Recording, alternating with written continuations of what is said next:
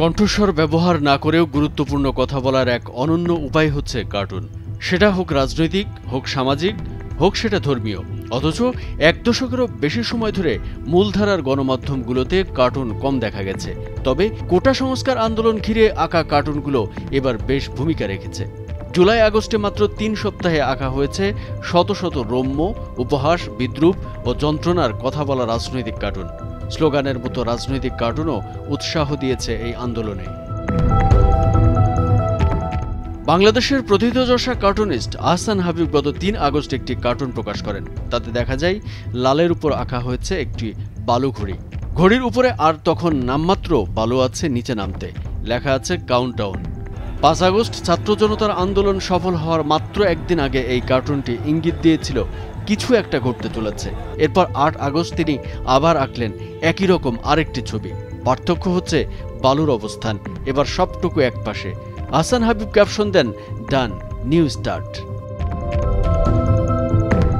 মেহেদী হক cartoon এঁকেছেন ধারাবাহিকভাবে। Sheikh Hasina, Salman F Rahman, Shakib Al Hasan কেউই বাদ যাননি তার হাত থেকে। এর মধ্যে গত ৩০ জুলাই নিউ এজ পত্রিকায় প্রকাশিত তার একটি কার্টুন খুব জনপ্রিয় হয়। ছাত্র আন্দোলনের শেষ দিকে ৬ সমন্বয়ককে ডিবি কার্যালয়ে আটকে রাখার বিষয় নিয়ে আঁকেন সেই কার্টুন।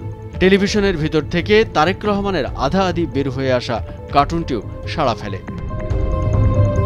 পরিস্থিতির সঙ্গে সঙ্গে বদলে গেছে রাজনৈতিক কার্টুন আঁকা ও প্রকাশের ধরন।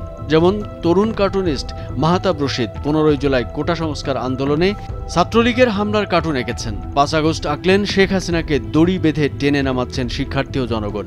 এই দৃশ্য মনে করিয়ে দেবে সত্যজিৎ রায়ের সিনেমা হীরক রাজার দেশের কথা।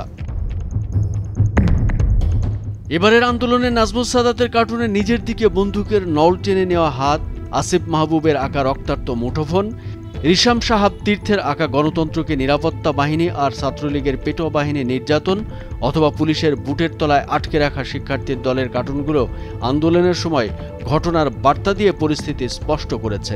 আরাফাত করিমের আঁকা টি শার্টের কার্টুনটি গভীর এক অর্থ বহন করেছে। কার্টুনিস্ট রাকিব এঁকেছিলেন শেখ হাসিনা পালিয়ে যাওয়ার সময় পেছন থেকে কারো আর্তনাদ করে আমারেও নিয়ে যাও বলার দৃশ্যটি। বাংলাদেশের স্বাধীনতার আগে থেকে শুরু করে পরে স্বাধীন বাংলাদেশে সামরিক শাসনের সময়েও দেশের সংবাদপত্রে কার্টুন ছাপা হয়েছে। তখন প্রথম পাতায়ও অনেক গুরুত্বপূর্ণ রাজনৈতিক ব্যক্তিকে নিয়ে নিয়মিত কার্টুন প্রকাশ করেছে সংবাদপত্রগুলো। কিন্তু গত ১ দশক ধরে মূলধারার রাজনৈতিক কার্টুন প্রকাশের সুযোগ ছিল সংকীর্ণ। তবে এবারের আন্দোলনে গণমাধ্যমে প্রকাশের অপেক্ষায় না থেকে যার যেভাবে সুযোগ ছিল সেভাবেই প্রকাশ করেছেন। কারো কারো হয়তো এটাই ছিল প্রতিবাদের ভাষা।